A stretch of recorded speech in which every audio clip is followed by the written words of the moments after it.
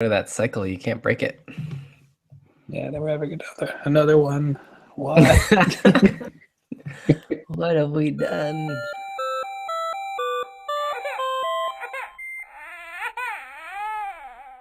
Good. The adult beverages are poured, the kids are asleep. Welcome to New Dad Gaming, a show about fatherhood, gaming, and new fathers figuring out their gaming lives. My name is Trevor, and I have a 2-year-old and one on the way. Had to think about it. My name's Gavin. I have a 1.5-year-old.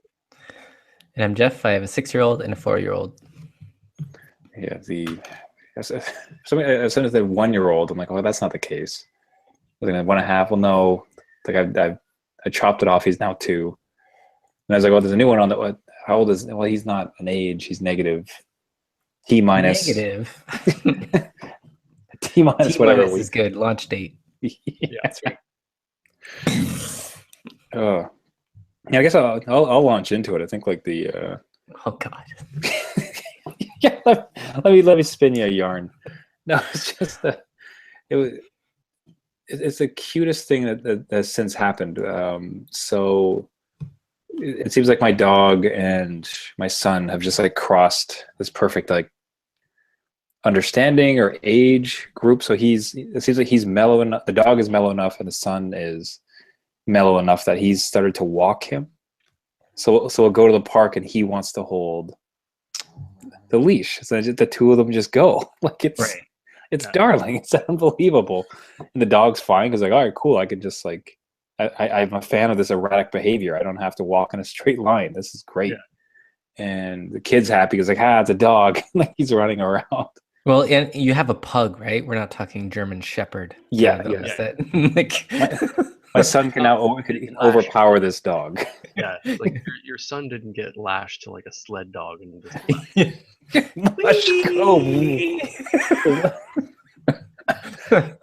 just dragged across. But and then additionally, and then there's the in between part. So in the park itself, it's just chaos, circles, whatever. But on the way in between, it's like sidewalks and kind of back roads, whatever else. And it's this moment where he's just walking by himself, and he's walking my dog, and I'm not pushing him, I'm not holding his hand, I'm not chasing him. Like we're just kind of all walking together in a straight line. It's just like, oh, that's beautiful. Like there's no connection, there's no limitation. It's just like that. And then the first thing that comes into my mind is, damn it, there's another one on the way. Restart. It's like I've just achieved this moment, which is like is some semblance of self-reliance. And the first thing my head just drifted to is like, oh, there's another one, right? This is like a couple months, and then like it's right, and then I have no idea how that works. It's just like unless he can push the stroller and somehow it's good though, because like now you're in the clear with the first one, that the next one comes.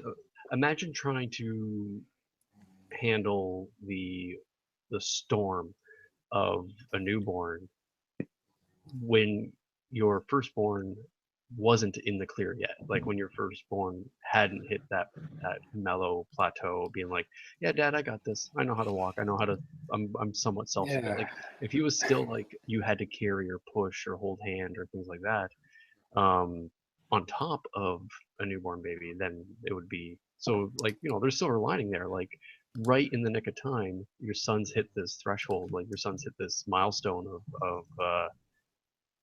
of being a little bit more independent, and like it couldn't have come at a better time, because that's when you need your son to be like, all right, just can you walk the dog? You could. A 2-year-old. Here's some money. Just we need some eggs. You can't speak, but just actually, he knows how to say egg. Was in Spanish, huevo. He loves that. Oh, there you go. Yeah. Like, huevo. He'll be fine. So, yeah. So not to think of it negatively, but it was just the funny thing. I've had a similar thought, but in a negative light, in the sense that he's currently regressed everywhere else. Like he as I was lamenting before we start recording, is that his bedtime is now shifted anywhere from 9 p.m. to 10:30 p.m. So late. His naps are like incredibly late in the afternoon. He's not eating anything. I don't know how he's not a skeleton, because he just doesn't eat any food. It's mostly just like milk and cheese and yogurt. What is that like? Because my kids eat everything Oh man, twice. I would trade you. I would trade you so fast. I have no food in the house because they eat everything. Like, I'm so hungry. My kid is. We have to give her meal like a bite at a time. Like we have Are to you set serious? individual things on her tray because if she decides that she doesn't want to eat oranges, all the oranges are off the tray. So if we give her all of that, but then midway through the meal she'll decide that, oh, I do want oranges now. But her way of telling us she doesn't want oranges is to just clear her whatever's in front of her. So if we give her all her food at once, and one of the many items on there is something she didn't want, her response is to throw everything off. So we have to stagger and but then a lot of it winds up on the floor. I'm looking forward to when she has moments where she's just like, I'm like, where are you putting this? Yeah, But most of the time, it's a bit of a battle to get her to eat. It's same with you, Trevor. It's a lot of milk and cheese. She loves that is cheese. crazy to me. Like we go out to It restaurants is. and those buffets, they're like they look at these kids like, oh my God, we're losing so much money. Like, They eat at a buffet, yeah, man. man, like they wolf that stuff down. That's the cheapest night we could do is a buffet. Pack it in for two, kid. Yeah, yeah. I remember when I was a kid, I'd go to buffets and I would. I remember I would turn some heads because I wasn't a very big kid, but I just like must have like a hollow leg or something. Exactly. And yeah, that was the same. My parents would be like, "All right, we're going to a buffet." And, Save some money. yeah, it's But like that's right. Yeah. So yeah, was the summer. I mean, so it's funny because we also think that like this regression is almost well timed. It's almost like it's better to deal with it now, because if he regressed as soon as the baby showed up, yeah, just be new baby chaos, old baby yeah. chaos, just like across the board. So we're thankful with that. But gents, how was your week? Oh, and I didn't play anything like that. Oh yeah. Yeah, The game of just, life. just to summarize mine, I turned on Nathan Drake or Uncharted, spun it up like maybe 5 minutes. I'm like, well, that was nice. Put it That was down, it, eh? put it down and walked out of the room. Gentlemen, yourselves, how was your week in fatherhood and gaming? Well, I finished Uncharted 4, Nice. Ooh, Good so my job. disc stopped spinning. does it all But does it all turn well? Well, you can't say it that. was it was a very fun adventure. Yeah. Good. And I will say it's got one of the best epilogues I've seen in a game. Um, even like my wife stayed up late to watch it because she's like, "Oh, how's this ending?" It's like so. It was that engrossing of a narrative. So it does have a very satisfying conclusion. So yeah, no, Great. I really enjoyed it. And I this week you'll be happy to hear, Trevor. I finally dipped my toe in No Man's Sky. Yeah, Whoa. yeah. I got it for a really good price, and I'm like, yeah, I'll roll the dice on that price. And yeah, it's very like it's very pleasing. It's a very uh, calm, meditative experience. Like I like it. It's a fun sort of just I just want to explore and go to a new planet and see new plants and animals and find new resources and stuff and like slowly try to improve on things. The one thing is every time I go to a space station, I always see all these ships. I'm like, oh, that one's so much nicer than mine. How much does it cost? Oh, okay. Yeah, So it's well, this it's reminds me of real life. one of the Okay. biggest lures is like that whole keeping up with the Joneses, except you have a galaxy of Joneses. Um, yeah, no, it's been a very pleasurable experience. I've been digging it. It's fun. And I picked up two other games. Uh, the infamous First Light, Oh yeah. that little spin-off one. It's a good one. Yeah, I've never played an Infamous game, but I'm like, Oh, in for a treat. yep, I'm excited. And I picked up God of War 3. because I never got a chance to play the third one. I played the first two on the PS2, but then I missed the PS3 generation. So I'm like, okay, let's give that a shot. And as far as dad stuff goes, last week I got some extra time to hang out with my daughter. Unfortunately, it was because my wife was sick. So I took a couple extra days off work last week. But it was nice. We got some bonus quality time together. There's a class that she takes at the local community center. Like she takes 2 classes there a week. They're just sort of like little activity classes, and one of them my wife does, and one of them I do. But this week I got to do both. It was kind of cool.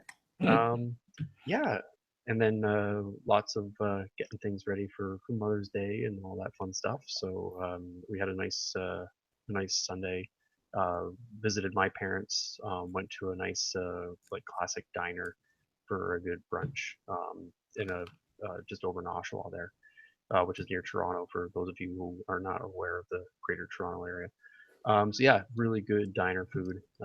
I got a Reuben because it's my favorite, uh, and our daughter ate lots of French fries and put lots of French fry grease in her hair. But she was a trooper. She was very playful with my mom and dad, which was good to see.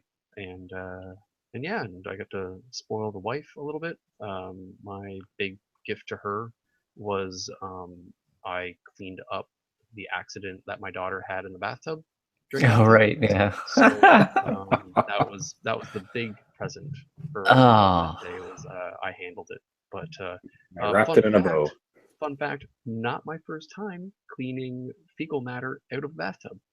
So I can I say was I've never I was had that. experienced. When Never. we moved into an apartment a while back, and they had a sewage issue, and we were on the first floor. So we were the front line of the sewage issue, and I had to basically the bathtub had stuff coming into it, including the stuff I'd have to bilge from the toilet so it wouldn't go on the floor. It was a mess. Oh, That sounds so bad. oh wow. Ow. Okay. So anyway, so I took one for the team because I'm like, whatever, I've seen worse. So That was before kids, right? Like, yeah, yeah. So yeah. that just you're like, whatever, dirty diaper. Yeah, at least mine made this. Yeah, like Oh yeah, no, my tolerance for that sort of stuff going into parenthood, like I had a very high tolerance because like I my first guess job so. was a busboy. Like this, when you peel a pancake off the bottom of your shoe, like you get a pretty strong stomach. then you eat it. You Oh, know, Then you eat it. Hey, those busboy hungry man. chips, they're not that great. Jeff, how So about yourself?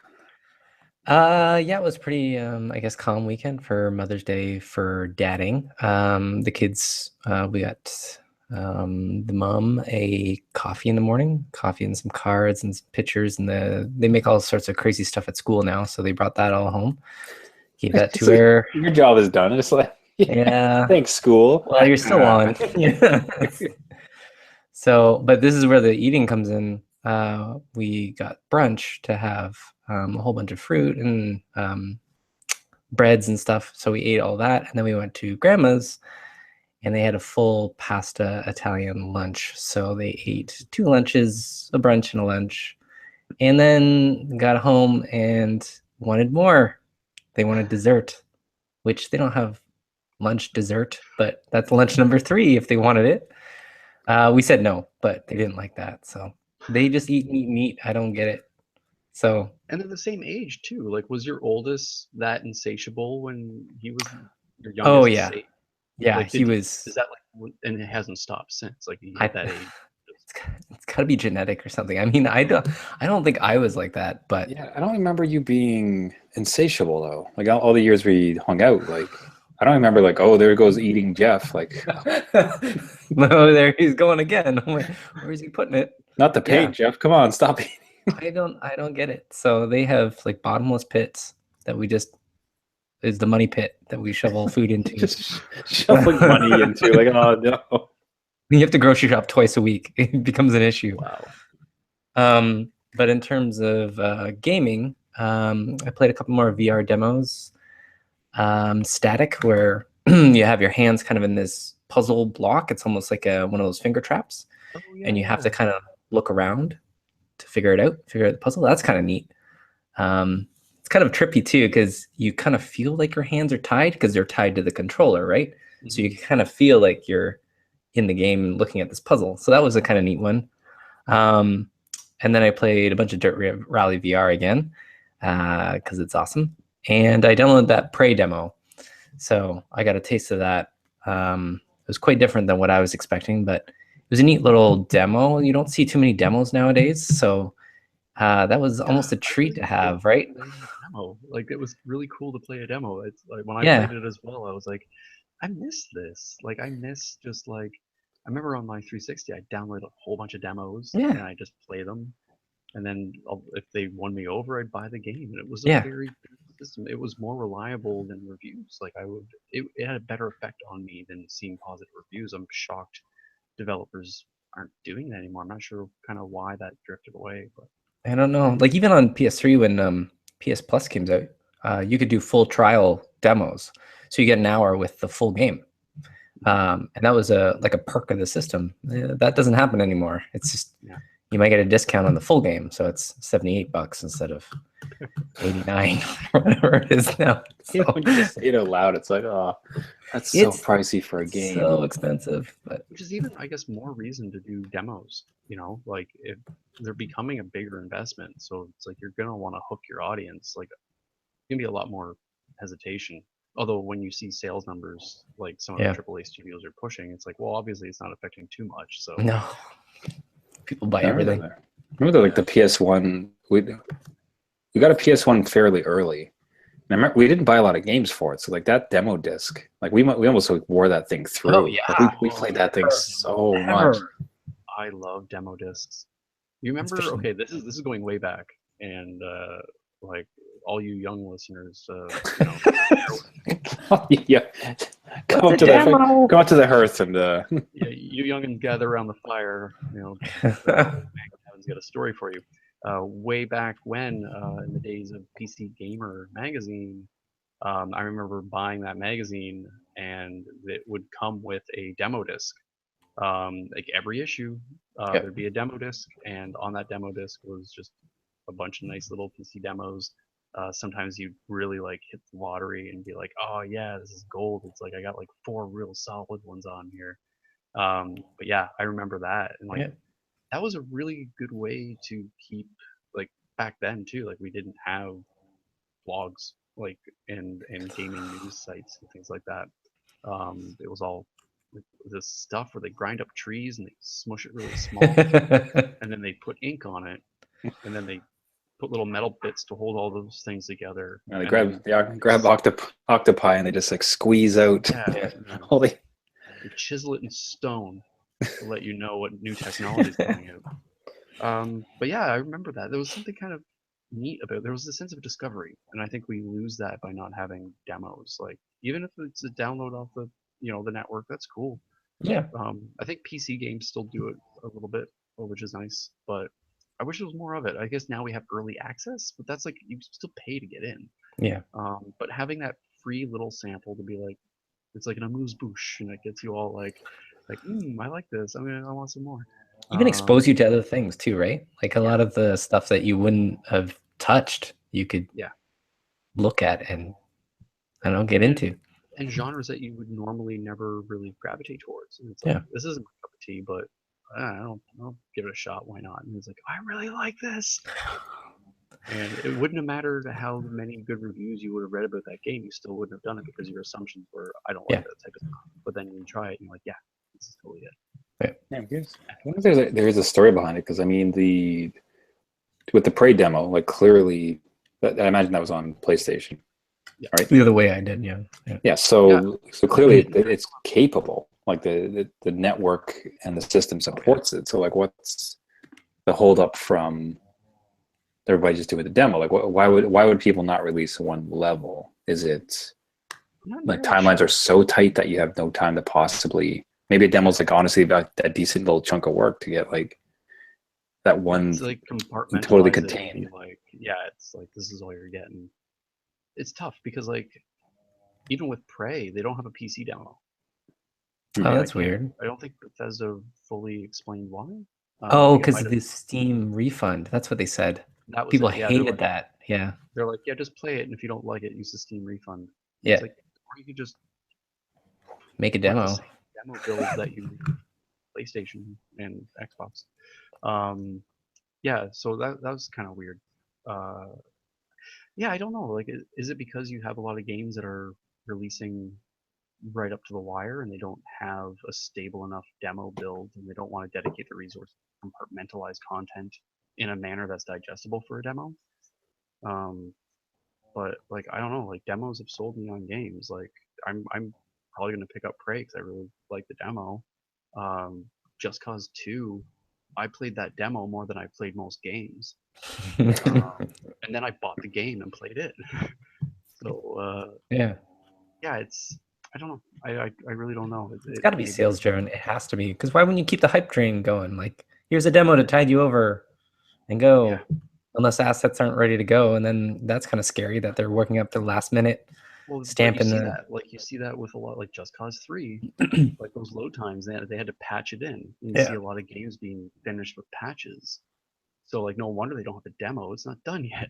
Yeah. The full game's a demo.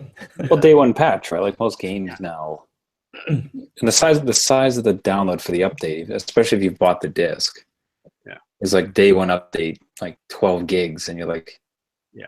is it a blank disc? Like what is on this? Yeah. Like this disc can't even hold 12. What on earth? Yeah, it's like they're Like doing all these day one patches, I think, because it is just a matter of like they're working to the 11th hour. So no wonder there's no demo because it wasn't finished yet. Like yeah, and yeah, yeah, you see like how much content has to get downloaded day one. Like yeah, it makes you wonder like what is actually on the disc. Like yeah, is it is it just blank? Is this a coaster? Is it just like a branded coaster? Is yeah. I it think it's just here for DRM? Like is that the only reason I have this thing? kind of that kind of transitions interestingly to a story in the news that came about recently with gaming, where specifically Alan Wake, a game from, geez, 5 years ago, six, Yeah. yeah, 5 or 6 years ago, it has been announced that that game will not be sold. Now, I'd actually, and I'm sure, like many people, kind of misread the story. I thought it would just, like, if anybody who even downloaded it was going to lose it. But instead of the case, they will not sell any more copies of this game as of a certain date. So it's going to physical copies gone. You can't go to Steam and buy it because I believe Gavin, you might have a better story on it. I understand it's a licensing issue with music.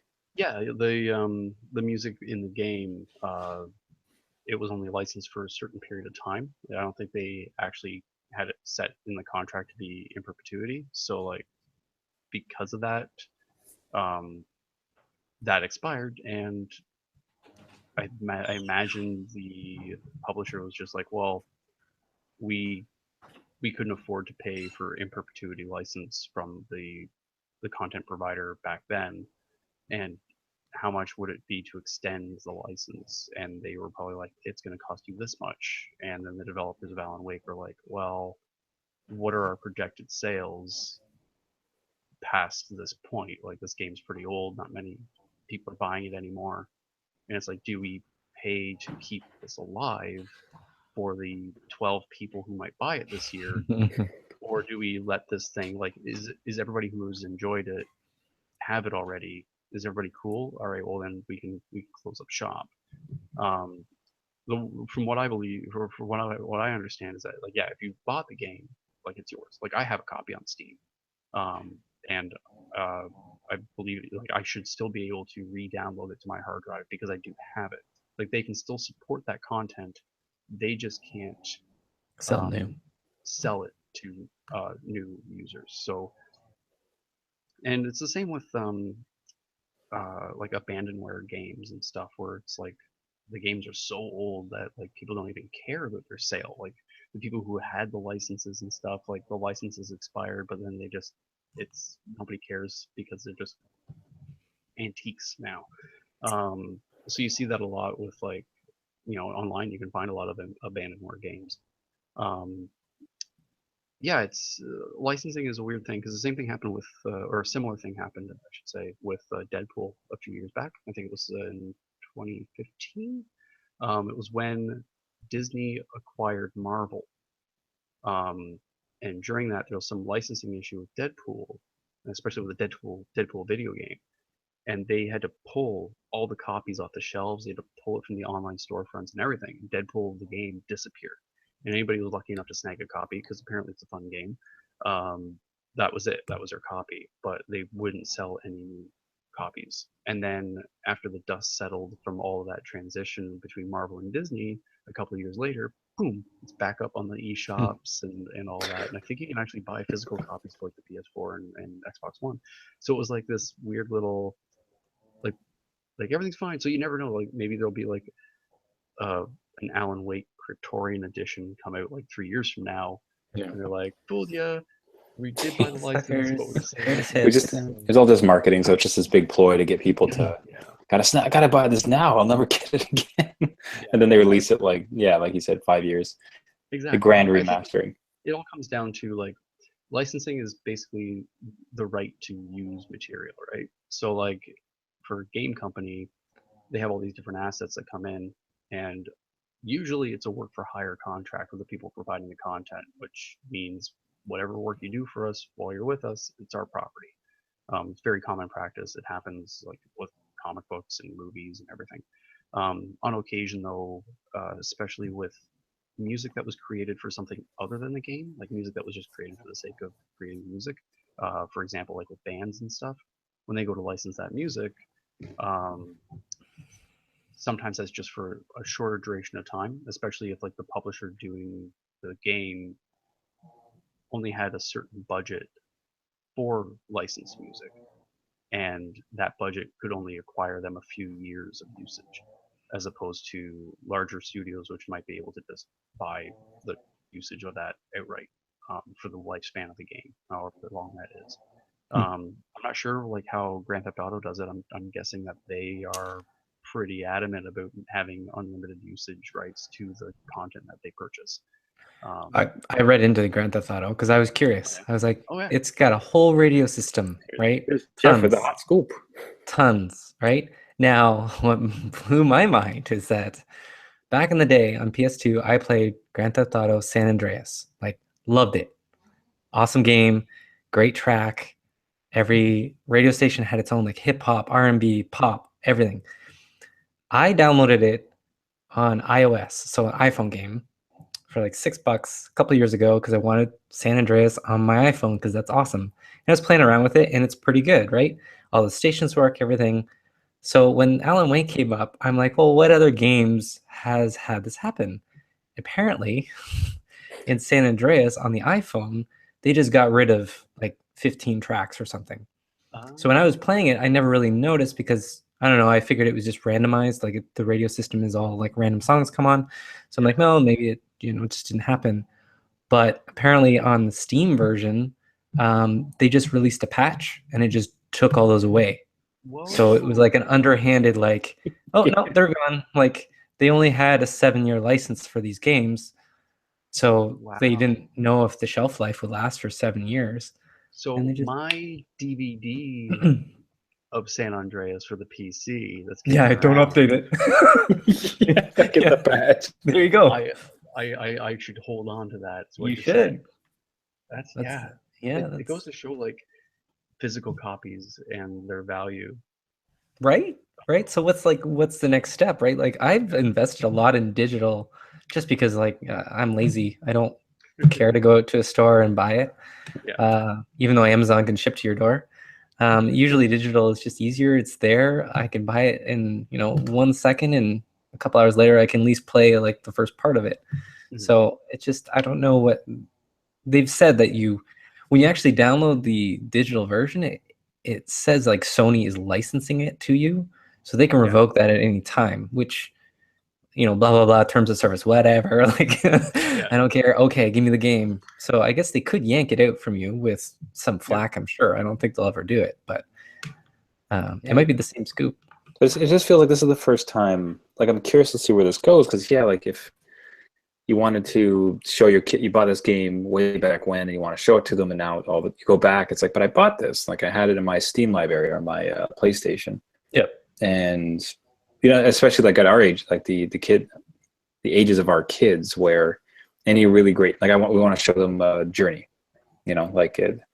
Like you got to see this. Like this was fantastic. Like that really won't work. Yeah, with the connection on that won't work. Well, okay, maybe not necessarily in the connection thing. Even like Last Light or like anything. Not Last Light. First Light, Second Son, right? Gravity Rush. Like any of these things, you're just like, I still love this game, and I just want you to experience it too. So here it is, and it's removed from your library. Like that's the threshold around. You have a physical copy of it. Okay, like you're. Well, no, good example though. PT, right? That demo. Yeah. Right. They yanked that out of the store, and I saved it on my hard drive just in case, and it's not back in there. So that's one example of they just pulled it. They just didn't want it there anymore. Like Konami said, nope. Yeah. The one I'm waiting for though is like when it's like you had it in your library and it disappears. But then there was just such a massive licensing problem that it's no longer in your library. Like you can't even download it if you wanted to. It. Mm-hmm. Like I said, like if never know. I don't know about you guys. Obviously I haven't. Myself, my friends, I never really saw much of like a passing of the torch of games. Like I didn't have any friends who like received like a great game package from their dad, who like played a whole lot. Like, here you go, son. It's just hard drives. Here you are, my son. It's just like it's hard drives. It's just a piece of paper with a username and password for Steam. They don't even have hard drives in the future. They're just like, what do I do with this? But the that's the thing too. We assume that people are going to want our junk. It's like baseball cards, right? It's just like you can't walk up to like a 14-year-old and get them stoked to give them an N64 with Mario Kart. Like, man, that'd be awesome with GoldenEye. Yeah, because they would look up at you, like look away from their Switch long enough to look at you and give you like a what are you talking about, and they go back to playing the new Mario Kart. Yeah. Or the old one that got re-released for more money. Yeah, I suppose. I guess too is it's an entertainment medium. It's if you want it as a collector's item, then get the collector's edition. If you want to experience it much like most entertainment mediums, like with like television and stuff, like sure you could record everything off of your TV. You'd have like a warehouse full of old VHS tapes, whatever, I guess, if you want to, if you feel like quoting the content. But I think a lot of times with digital media, it is more of like paying for your ticket. It's just a very long ticket. It's a semi-permanent ticket, but it's still a ticket. It's not a physical possession. It's a license to use. If you want a physical possession of it, like there are avenues to do that. But with this particular medium, it's like the difference between people who like vinyl and collect vinyl, but also still have a digital music collection. That digital music collection is like, yeah, these are songs I like them, great. If a few of them disappear, it's not the end of the world. Their vinyl collection, if somebody sneezes near it, they'll lose their mind. So it's which of your collection is most precious to you? What components are worth keeping, and what are worth, what won't really ruin your day if they're not there. Mm-hmm. I just think if there ever had been a argument where like games could be something that was like passed on, like from within a family, much like a vinyl collection that you could inherit from your father or like a mother.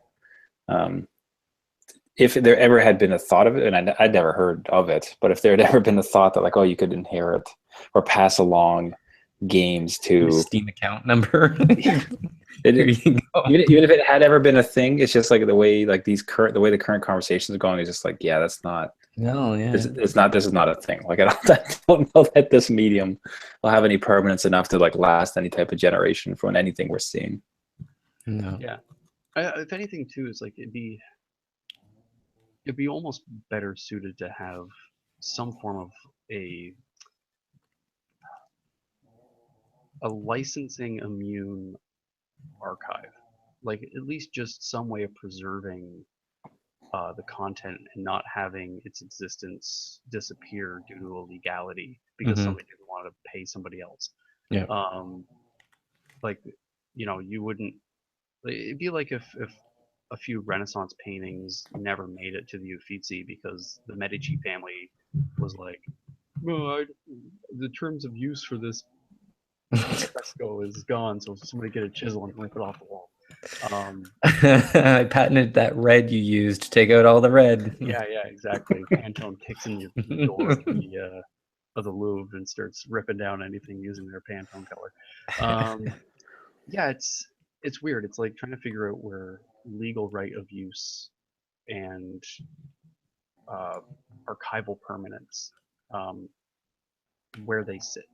And when we get into like a digital medium, like whether it be comic books or video games or film or what have you, how do we archive that to share it with future generations, not just our own kids, but the next generation of people who will be making this content? They need to see where it started.